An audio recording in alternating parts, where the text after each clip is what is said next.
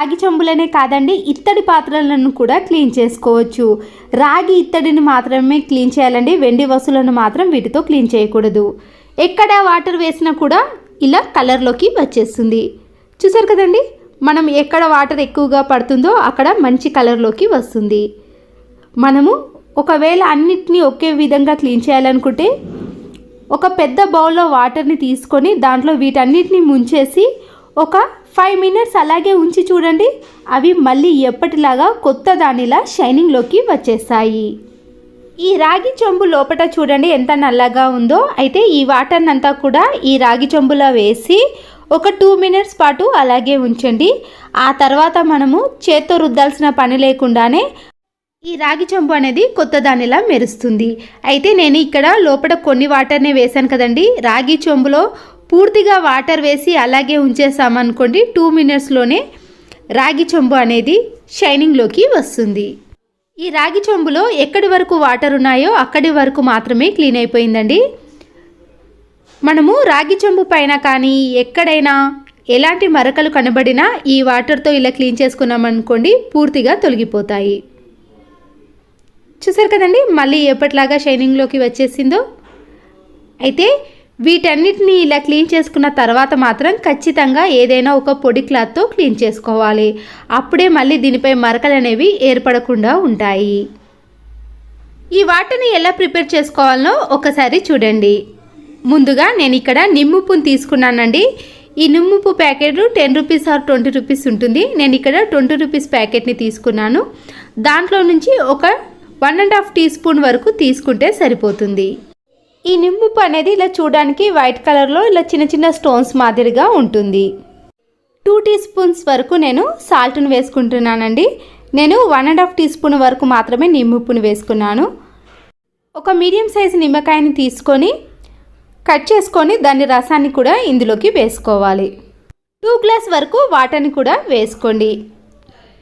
ఈ నిమ్ముప్పు అనేది కరగడానికి టైం తీసుకుంటుందండి. పూర్తిగా కరిగిన తర్వాతనే మనము రాగి చెంబులను క్లీన్ చేసుకోవాలి. ఇక్కడ రాగి ప్లేట్ని చూసారు కదండి, మరకలుగా ఉంది కదా. ఇలా వాటర్లో ముంచి ఒక 30 సెకండ్స్ పాటు అలాగే ఉంచిన తర్వాత తీసామనుకోండి ఈ రాగి ప్లేట్ అనేది షైనింగ్లోకి వస్తుంది. ఈ రాగి చెంబు అనేది వాటర్లో క్లీన్ చేయకముందు ఇలా ఉందండి. క్లీన్ చేసిన తర్వాత మళ్ళీ కొత్త దానిలా కనబడుతుంది.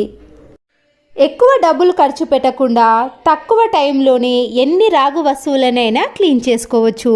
ఇలా పండగలో కానీ ఫంక్షన్స్లో కానీ రాగి వస్తువులను క్లీన్ చేసుకోవాలంటే ఈ టిప్ అయితే ఫాలో అవ్వండి. కట్ చేసిన నిమ్మకాయను తీసుకొని ఇలా ట్యాప్స్ పైన బాగా రుద్దాలండి. ఎందుకంటే ట్యాప్స్ పైన ఎక్కువగా వాటర్ మరకలు సోప్ మరకలు పడి అవి అలాగే ఉంటాయి.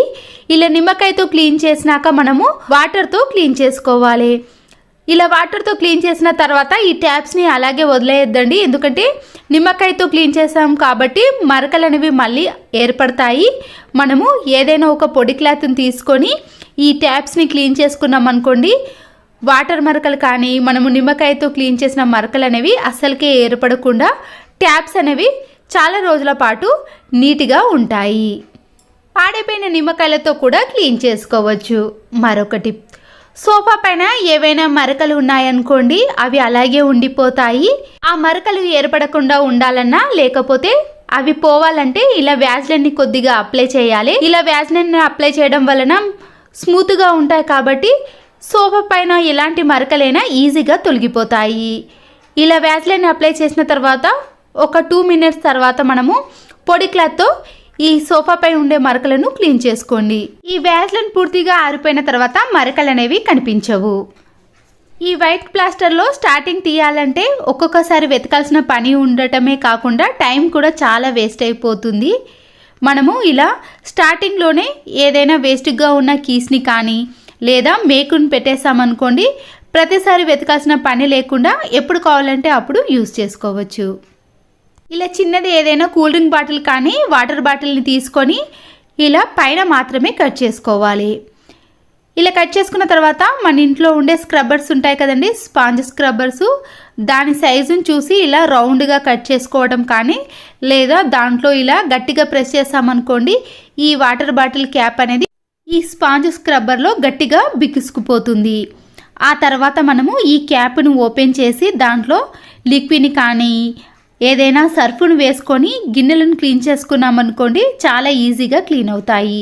మన హ్యాండ్స్ అనేవి నొప్పి పెట్టకుండా ఎన్ని గిన్నెలైనా క్షణాల్లో కూడా క్లీన్ చేసుకోవచ్చు.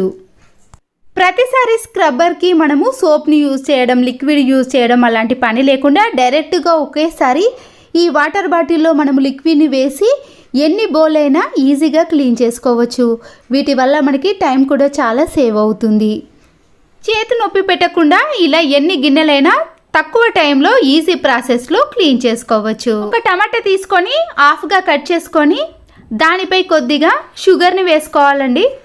ఇప్పుడు ఈ టమాటోని తీసుకొని మనము ఫేస్కి కానీ లేదా హ్యాండ్స్ని బాగా అప్లై చేసామనుకోండి, న్యాచురల్గా మంచి గ్లో అనేది వస్తుంది. బయట ఎక్కువ డబ్బులు ఖర్చు పెట్టి మనము ఫేస్ క్రీమ్లు అలాంటివి వాడే కంటే ఇంట్లోనే ఇలా న్యాచురల్గా ప్రిపేర్ చేసుకోండి. స్నానం చేసే 1 అవర్ ముందు ఇలా చేసామనుకోండి, ఆ టైం వరకు ఇది పూర్తిగా ఆరిపోతుంది, మంచి గ్లో కూడా కనిపిస్తుంది. ఈ సింకును కానీ లేదా వాష్ బేసిన్ని క్లీన్ చేయడానికి స్క్రబ్బర్స్లో అలాంటివి ఏవి అవసరం లేదండి. ఈ బబుల్ ఫిలిం ఉంటుంది కదా, మనము ఆన్లైన్లో ఆర్డర్ పెట్టుకున్నప్పుడు వాటితో పాటు వస్తుంది. దాన్ని వేస్ట్గా పారేయకుండా దీనిపై కొద్దిగా లిక్విడ్ని కానీ హ్యాండ్ వాష్ లిక్విడ్ని వేసి ఇలా సింకును కానీ వాష్ బేసిన్ని క్లీన్ చేసుకొని చూడండి, చాలా నీట్గా క్లీన్గా కనబడుతుంది. తర్వాత ఈ బబుల్ ఫిలింని ఇలా వాటర్తో క్లీన్ చేసుకొని ఎప్పుడు కావాలంటే అప్పుడు యూస్ చేసుకోవడానికి బాగుంటుంది. అంతేకాదండి, మనము గిన్నెలు క్లీన్ చేసుకోవడానికి కూడా ఈ బబుల్ కవర్ అనేది చాలా బాగా యూజ్ అవుతుంది. ఏదైనా వేస్ట్గా ఉన్న ఒక బిర్యానీ బాక్స్ని తీసుకొని శారీ మధ్యలో వచ్చే స్పాంజ్ క్లాత్ ఉంటుంది కదా, దానిని కూడా ఇలా బిర్యానీ బాక్స్లో సెట్ చేసుకోవాలి. మన ఇంట్లో టూత్ పిక్స్ ఉంటాయి కదండి, అవి తీసుకొని ఇలా స్పాంజ్ క్లాత్కి మధ్యలో కొద్దిగా గ్యాప్ ఇచ్చుకుంటూ ఇలా పెట్టేసుకోవాలి. ఇలా మనము స్పాంజ్ క్లాత్కి ఎన్ని పడితే అన్నిటినీ ఇలా టూత్ పిక్స్తో పెట్టేసుకోండి. స్టిచ్చింగ్ చేయడానికి థ్రెడ్స్ ఉంటాయి కదండి, ఆ థ్రెడ్స్ అన్నిటినీ కూడా ఇలా రీల్స్ అన్నిటినీ ఇలా టూత్ పిక్కి కుచ్చేసామనుకోండి, మనము తీసుకోవడం కూడా చాలా ఈజీగా ఉంటుంది. ఈ దారపు రీల్స్ అనేవి చిక్కుబడిపోకుండా ఇలా నీట్గా ఉంటాయి. ఇలా మనము ఎన్నైనా కూడా పెట్టుకోవడానికి చాలా వీలుగా అనిపిస్తుంది. థ్రెడ్స్ని మనము ఎప్పుడైనా ఉపయోగించాలంటే దాని కొనను ఇలా కొద్దిగా మనం బయటకు తీస్తే సరిపోతుంది. ఇంట్లో ఇలా అయిపోయిన చట్నీ డబ్బాలు ఉంటాయి కదండి, మనము వాటిని క్లీన్ చేయాలంటే స్క్రబ్బర్తో క్లీన్ చేయలేకపోతాము. కొద్దిగా విమ్ లిక్విడ్ని వేసి ఆ తర్వాత మనము ఇలా కొన్ని వాటర్ని వేసి క్యాప్ పెట్టేసుకొని 2-3 సార్లు షేక్ చేసామనుకోండి, చట్నీ అంతా కూడా ఇలా బయటకు వచ్చేస్తుంది. డబ్బా కూడా చాలా నీట్గా కనబడుతుంది. ఈ బాక్స్లో మనకి చట్నీ వాసన వస్తుంది కదండి, అలాంటి టైంలో కొద్దిగా న్యూస్ పేపర్ని ఇలా రౌండ్గా బాల్స్ లాగా చేసి ఈ బాక్స్లో పెట్టేసుకున్నామనుకోండి, స్మెల్ అనేది రాకుండా ఉంటుంది. మరొక టిప్, పిల్లలు కానీ మనం కానీ ఇలా వెండి పట్టగొలుసులను పెట్టుకున్నప్పుడు ఇలా మనం కొన్నప్పుడు దాంట్లో ఇలా కలర్స్ వస్తాయండి. తర్వాత అవి కలర్స్ అనేవి తగ్గిపోతాయి. మన ఇంట్లో సేమ్ కలర్ నెయిల్ పాలిష్ ఉందనుకోండి, దాంట్లో అప్లై చేసామనుకోండి, ఈ వెండి పట్టగొలుసులు అనేవి చూడడానికి చాలా అందంగా కనబడుతుంది. పిల్లలకి ఎప్పుడైనా మనము పట్టగొలుసులు పెట్టినప్పుడు అవి మధ్యలో ఊడిపోతూ ఉంటాయి. అలా ఊడిపోకుండా చాలా గట్టిగా ఉండాలంటే మనము ఇలా పట్టగొలుసులకు ప్రెస్ చేసేది ఉంటుంది కదండి, అక్కడ కొద్దిగా నెయిల్ పాలిష్ని అప్లై చేసామనుకోండి, వెండి పట్టగొలుసులు అనేవి పిల్లలకు పెట్టినా కూడా అవి ఊడిపోకుండా గట్టిగా ఉంటాయి. ఒక నిమ్మకాయని తీసుకొని మనము బయటకి ఎక్కడికైనా బస్సులో కానీ కారులో ప్రయాణం చేసేటప్పుడు వామిటింగ్స్ వచ్చినట్టు అనిపిస్తుంది. అలా రాకుండా ఉండాలంటే ఇలా నిమ్మకాయపై కొద్దిగా పొట్టును తీసి మధ్యలో వాసనను చూసామనుకోండి, మనకి ఆ వామిటింగ్స్ అనేది రాకుండా ఉంటుంది. ఇలా ఎక్కడికైనా బయటకు వెళ్ళేటప్పుడు ఇలా హ్యాండ్ బ్యాగ్లో నిమ్మకాయను పెట్టుకున్నాం అనుకోండి, మనకి చాలా బాగా యూజ్ అవుతుంది. పిల్లలు వేసుకునే యూనిఫామ్ షూస్ కానీ ఆఫీస్కి వెళ్ళే వాళ్ళు షూస్ వేసుకుంటారు కదా, అది మళ్ళీ మనము షూ ర్యాక్లో పెట్టినా కూడా ఒక్కొక్కసారి దాంట్లో నుంచి వాసన అనేది వస్తుంది. బ్యాడ్ స్మెల్ అనేది రాకుండా ఉండాలంటే మన ఇంట్లో ఉండే పర్ఫ్యూమ్ని ఇలా కొద్దిగా షూలో స్ప్రే చేసామనుకోండి, షూ ర్యాక్లో పెట్టినా కూడా మంచి సువాసన అనేది వస్తుంది. ఇలా ఎన్ని గంటల సేపైనా మంచి వాసన రావాలంటే ఈ టిప్ని ఫాలో అవ్వండి. ఇలా నిమ్మకాయలను చక్కెరలాగా కోసి మనము కిచెన్లో ఉండే సింకులో ఇలా హోల్లో పెట్టేసామని అనుకోండి, దాంట్లో నుంచి బ్యాడ్ స్మెల్ అనేది రాకుండా ఉంటుంది. ఏవైనా ఇలా లోపలికి వచ్చే చిన్న చిన్న పురుగులు అనేవి పూర్తిగా నశించిపోతాయి. ఇలా మనం నైట్ టైంలో పెట్టేసామనుకోండి, ఈ టిప్ అయితే చాలా బాగా పనిచేస్తుంది. స్పెట్స్కు వచ్చే ఇలాంటి మెత్తటి క్లాత్ ఉంటుంది కదండి, ఆ క్లాత్ పైన మన ఇంట్లో ఉండే ఇలా పాండ్స్ పౌడర్ని కానీ లేదా కోల్గేట్ పౌడర్ ఉంటుంది కదా, దానిని కూడా కొద్దిగా అప్లై చేసి ఇలా స్మూత్ క్లాత్తో మనము టీవీపై ఉండే డస్ట్ని ఇలా నెమ్మదిగా క్లీన్ చేసుకోవాలి. ఇలా క్లీన్ చేయడం వలన దానిపై ఉండే డస్ట్ అనేది పూర్తిగా వచ్చేస్తుంది. ఇలా జిడ్డు పట్టిన గ్యాస్ స్టవ్ని క్లీన్ చేసేటప్పుడు మనము వాటర్తో క్లీన్ చేసామనుకోండి, బర్నర్స్ లోపలికి వాటర్ అనేది వెళ్ళిపోయి మంట చాలా చిన్నదిగా వస్తుంది. అయితే మన ఇంట్లో ఉండే ఇలాంటి ఖాళీ కొబ్బరి చిప్పలు ఉంటాయి కదండి, సైజుని చూసి మనము ఇలా సెట్ చేసుకోవాలి. ఇలా పెట్టుకున్న తర్వాతనే మనము వాటర్ని చిలకరించి కానీ లిక్విడ్ని వేసి గ్యాస్ స్టవ్ని క్లీన్ చేసుకున్నామనుకోండి, బర్నర్స్ లోపలికి వాటర్ అనేది అస్సలకే వెళ్ళదు. ఇలా స్టవ్ పైన ఏదైనా లిక్విడ్ని వేసి మనము స్క్రబ్బర్తో క్లీన్ చేసుకున్నాక పొడి క్లాత్తో క్లీన్ చేసుకున్నాం అనుకోండి, వాటర్ అనేది ఇలా బర్నర్స్ లోపలికి వెళ్ళకుండా చాలా సంవత్సరాల పాటు మనకి ఇవి ఎక్కువ రోజులు పనిచేస్తాయి. దీనివల్ల మంట అనేది చిన్నదిగా కాకుండా పెద్దగా వస్తుంది కాబట్టి మనకి వంట కూడా చాలా త్వరగా అయిపోతుంది. ఇలా పొడి క్లాత్తో తుడుచుకున్న తర్వాత చూడండి, బర్నర్స్ లోపలికి ఒక్క చుక్క కూడా వాటర్ అనేది వెళ్ళకుండా ఉంటుంది. ఇలా మనము కొబ్బరి చిప్పలను అలాగే పెట్టేసుకున్నాం అనుకోండి, ఇలా స్టవ్ క్లీన్ చేసుకునేటప్పుడు ఈ టిప్ అయితే చాలా బాగా యూజ్ అవుతుంది. వేస్ట్గా ఉన్న వాటర్ బాటిల్స్ ఉంటాయి కదండి, ఇలా వీడియోలో చూపించిన మాదిరిగా క్యాప్ కింది భాగంలో ఉండే ఈ రింగును మాత్రమే తీసుకోవాలి. ఈ రింగుని మనము ఎలా యూజ్ చేసుకోవచ్చు అంటే, మన ఇంట్లో ఉండే ఇలాంటి చిన్న చిన్న పిన్స్ కానీ శారీ పిన్స్ ఉంటాయి కదండి, వాటన్నిటినీ కూడా ఈ రింగ్కి పెట్టేసామనుకోండి, మనము శారీ తీసుకునే టైంలో ఈ పిన్స్ అనేవి మనము చాలా బాగా యూజ్ చేసుకోవచ్చు. ఇలాంటి పిన్స్ని ఎక్కడో పెట్టేసి టైంకి వెతుకోవాలంటే టైం వేస్ట్ అవుతుందండి, మనకి పని కూడా చాలా ఎక్కువగా అనిపిస్తుంది. అంతేకాకుండా ఇలాంటి రింగ్ని మనము హ్యాండ్ బ్యాగ్లో వేసుకున్నాం అనుకోండి, ఎక్కడికైనా ఫంక్షన్స్కి కానీ వెళ్ళినప్పుడు కూడా ఈజీగా ఈ పిన్స్ని యూజ్ చేసుకోవచ్చు.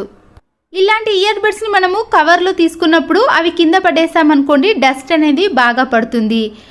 మన ఇంట్లో ఉండే వేస్ట్గా ఉన్న ఒక బిర్యానీ బాక్స్ని తీసుకొని వీటన్నిటిని కూడా అందులో వేసుకొని ఈ బిర్యానీ బాక్స్ కింది భాగంలో ఒక మేకుతో మధ్యలో చిన్న హోల్ అనేది చేసుకోవాలి.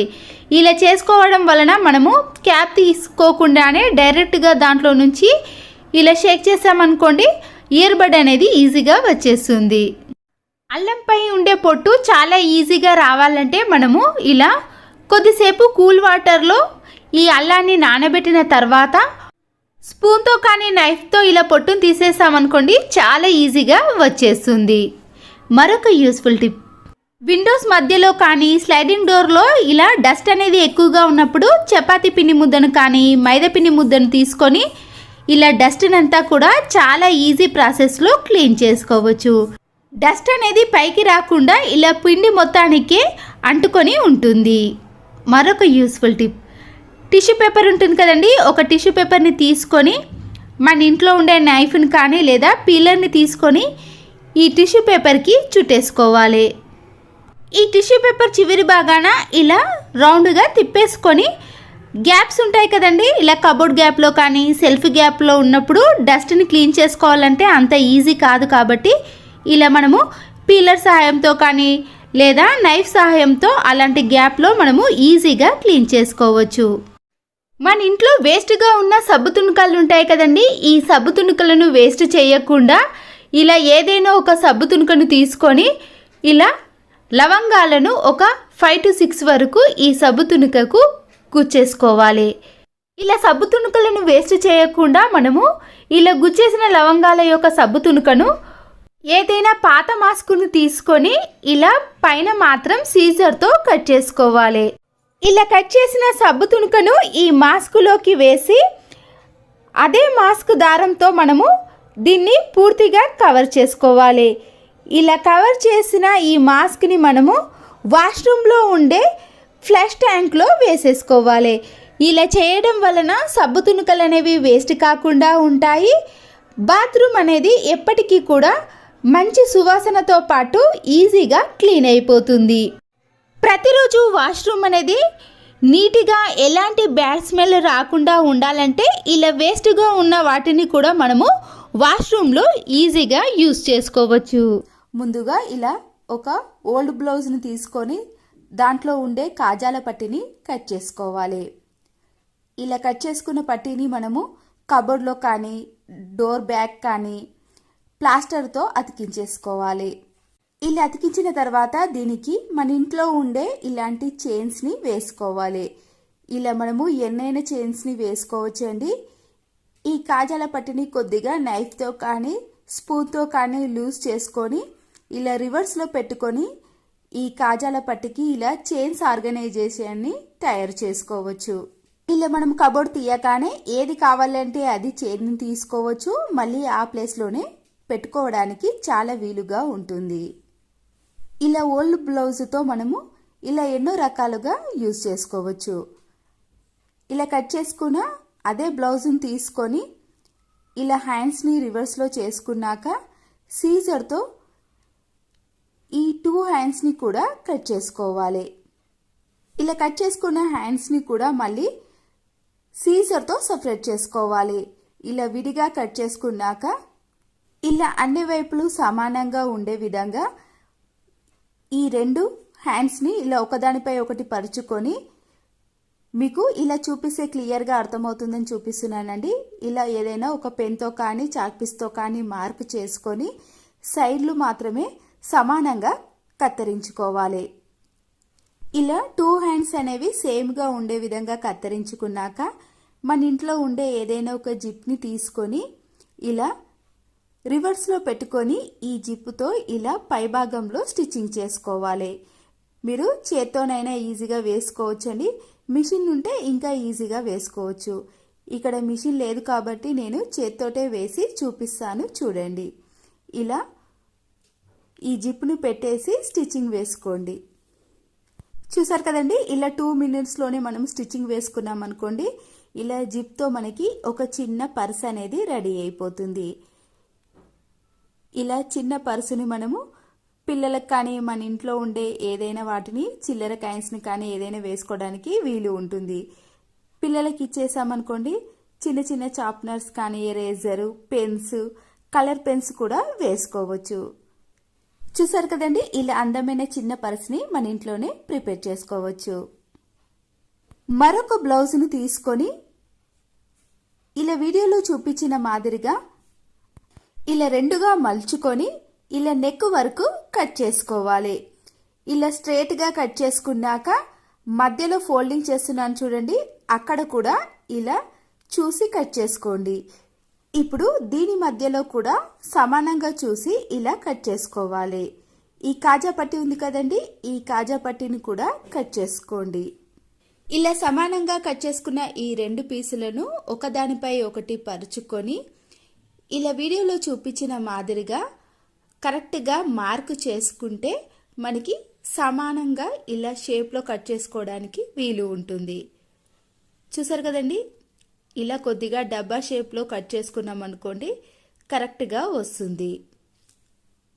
ముందుగానే కట్ చేసుకున్న ఈ కాజా పట్టి ఉంది కదండి, దానిని ఇలా మలుచుకొని దీని మధ్యలో పైభాగంలో పెట్టుకొని స్టిచ్చింగ్ వేసుకోవాలి. ఇలా 3 సైడ్ జాయింట్ చేసిన తర్వాత ఏదైనా నాప్కిన్ తీసుకొని దీనిని కూడా ఇలా కుచ్చులుగా మలుచుకొని ఇలా కట్ చేసుకున్న దీని మధ్యలో పెట్టుకొని ఇలా స్టిచ్చింగ్ చేసుకుంటే సరిపోతుంది. ఇది చూడడానికి కూడా చాలా అందంగా కనబడుతుందండి. మనము ఎక్కడైనా వాష్ బేసిన్ కాడ వేసామనుకోండి, హ్యాండ్స్ క్లీన్ చేసుకోవడానికి బాగుంటుంది.